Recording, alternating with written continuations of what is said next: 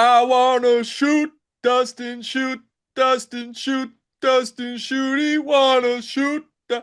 Trey Kaufman-Renn had things to say, and when Trey Kaufman-Renn has things to excuse me, our guy Dustin Shooty is there to document them. Okay, that's what he does.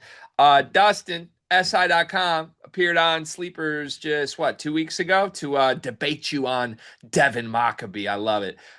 He has an article up for SI.com, the Purdue Boilermakers on SI site, that quotes Trey Kaufman-Renn's interview with the Field of 68 here.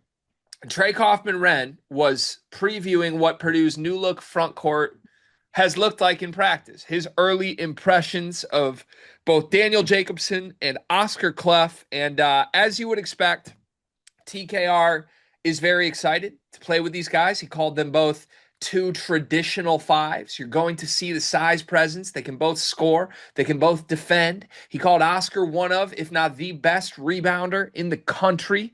So really no surprise. I think these are all like checking the boxes of everything I would think Purdue's All-American power forward would say about two star centers in Daniel Jacobsen and Oscar Clough. However, TKR said one thing that did get my head to turn that I did not expect him to say, and it was about Daniel Jacobsen, the freshman, redshirt freshman now coming off of injury, 7'3" Daniel Jacobsen, who is a little more of a stretch big. This is what TKR said to expect from Daniel Jacobsen.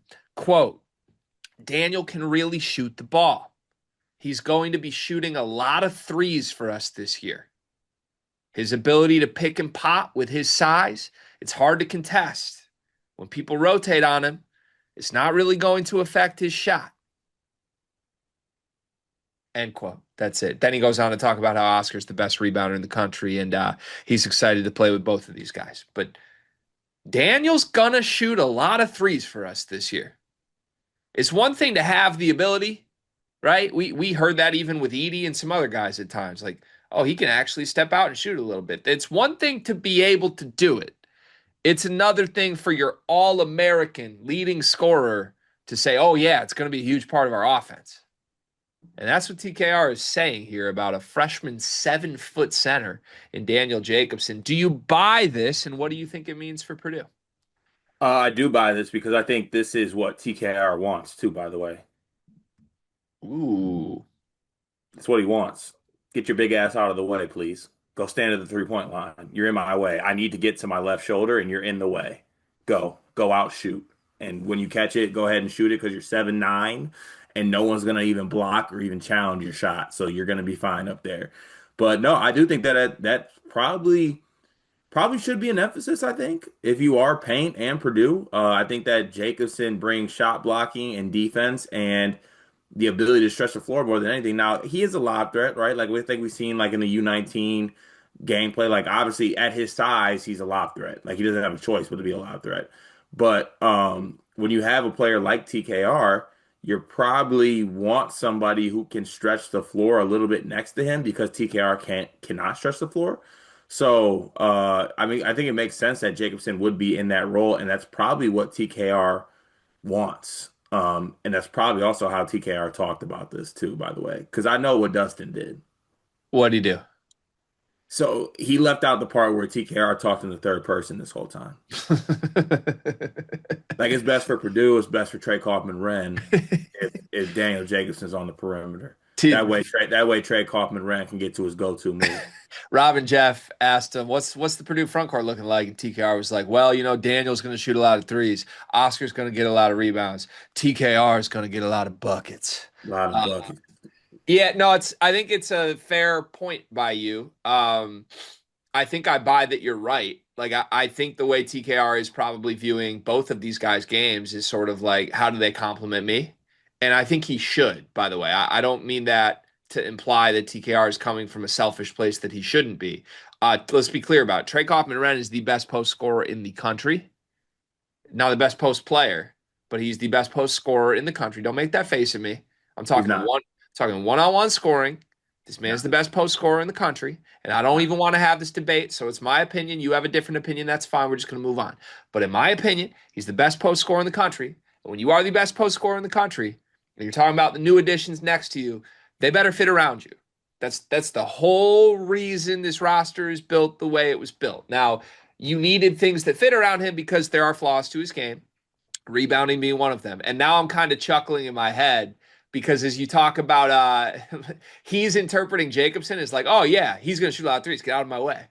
The way he talked about Clough could also be interpreted that way because he's basically like, oh yeah, he gets every rebound. He's the best rebounder. Yeah, I don't need to rebound anymore. I'm not going to do it. So it's kind of funny for me to frame it through that lens now. I don't think that's what TKR was saying, but it speaks to the complementary nature of these guys. The truth is Daniel Jacobson being able to stretch the floor is going to help him get on the floor next to TKR, and Oscar Clough being an elite rebounder is going to help him play on the floor next to TKR because TKR needs these exact two things that these exact two guys provide. It's a good fit. Yeah, like here's the thing, Rob and Jeff. TKR is one of the best post scorers. Trey Kaufman-Renn, if you want to say my full name, is one of the best post scorers probably to ever live. I think, if you really want to take things into consideration. But I'm only one man, and there's two things that Trey Kaufman-Renn can't do, or doesn't really feel like doing, and that's rebounding, and that's shooting. So that's why you got the other two guys for that. So Trey Kaufman-Renn can do what makes Kaufman-Renn great. Yeah, our whiteboard says national champion. It doesn't say rebound. What do you want from me, Robin Jeff?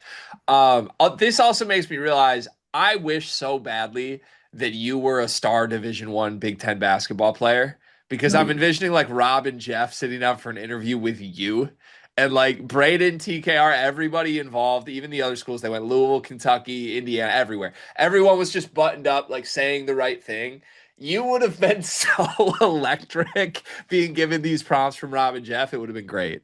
especially in TKR spot, like preseason number one team, I'd be like, I mean, that whiteboard thing was cool, but Jeff, Rob, can we cuss on here? We're fucking nice. We're nice. We're real nice. I so wish that that was real. So this comes back to this though. Anytime we do talk about the Purdue centers, I remind people you can only play one of them at once, right? Unless I'm tripping, unless I'm just out of my damn mind, which trust me, it happens more than people want.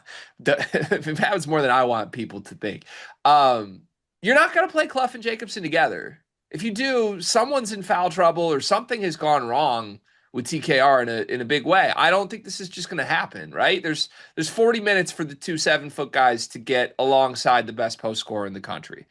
The problem that bodes is that I think Clough is the rebounder and Jacobson is the shooter and the rim protector, and they don't really overlap. It's not like they both do both. I don't think Jacobson's going to be a plus rebounder in year one, and I don't think Clough's going to give you much rim protection or much shooting. So maybe I'm wrong on that. Clough has made empty gym open threes this summer. Maybe he can space the floor a little bit. That's probably the thing I'm most confident in. I straight up don't think Jacobson's going to be a plus rebounder, and I don't think Clough's going to be a plus rim protector. So you're kind of picking and choosing parts of the game of where you want what, I think, right? Like maybe you have Jacobson close games defensively. Maybe you have Clough open games offense. I don't know what it's going to be. Payne's going to have to figure it out. But the bottom line to me, it's still 40 minutes of great play, but it's probably 20 minutes where you're still hurting rebounding and maybe 20 minutes where you're still hurting rim protection or shooting. So all that to say, I guess my question is this. If TKR is implying Jacobson's going to shoot a lot of threes, what's his role look like? Is he the bench center who comes in for 12 minutes and sprays some threes in those 12 minutes for flashy purposes, or is he like the better center on this team and it's a huge part of their offense that Jacobson can step out and shoot it? Well, I think that's an early season thing that you kind of want to figure out and see play out. Like I think you want to see kind of which center emerges. I also think like on a game to game basis, it could change depending Fair. on who they're playing. Like if you're playing Michigan, they're going to throw 9 7-footers on the court at once. Maybe that's not the game. Maybe it's not a Jacobson game, right? Maybe it's a somebody else game, or maybe that or honestly, the one thing that gives Clough an advantage, honestly, in this situation is if Jacobson's skill set is gonna be shooting, that's really I don't know if volatile is the right word, but there's more of a variance in shooting than there is kind of in rebounding, in my opinion. Like I feel like Clough and rebounding, it's something that can be controlled a little bit more. Like if Jacobson's not hitting shots, then maybe there's a thing where Paint doesn't feel the need to play him, but also he could rim protect, which could get him on the floor. But yeah, I mean, to my original point, I do think that it might just come down to what the matchup is, and who's playing well. It's the beauty of having two options there. I think you can pick and choose, and depending on the game situation, how one or the other is playing, you just ride with that one. Yeah, that's fair. Matt Painter's a great coach. He will figure it out, and that's the way real life works with Will he? basketball. You don't need an answer going into the Will, season. will Yeah, he? yes, he will. I don't want to go. Yes, he will. He's Matt Painter. He's great. I Stop. know he is great. He's very great. His one weak point sometimes is who he decides to put on the floor. When has that been a problem? Maybe it's not a problem. You know what? You got me off my pivot right now, but that one just no. Let's swat that. Are I'm we gonna sure though? Did we not have issues with some of the lineups that Purdue was putting out there?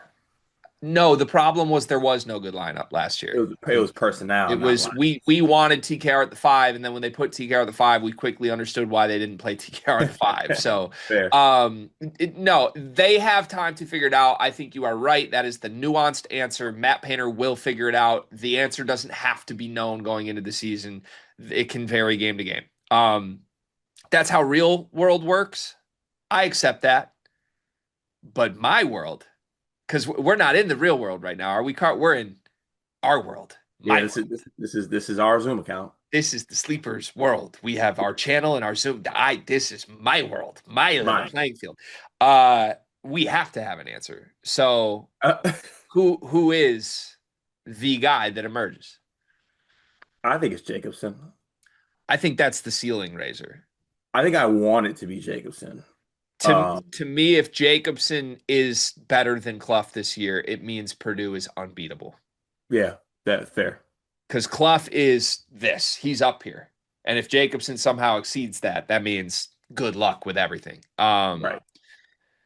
Lastly, how many threes per game does Jacobson attempt? What percent does he make? It's quite I a think quote from TKR. He's gonna shoot a ton of threes for us this year. He ain't said that about anybody, I don't think. That's a real thing. I think he gets 3.4 a game. That's so many for a freshman 7'4" guy. 3.4 a game. Oh my God. Hold on. Okay. Maybe it's not as high as I thought. I'm looking up a couple guys right now. Yeah, 3.4 a game. Shoots around 34% from three. Wow. Mid 30s. Yeah, 34. I'll give him two a game. I think that'd be a huge win. Two a game for Jacobson, and I think he shoots like 38% and is actually a very good shooter. Mm, fair.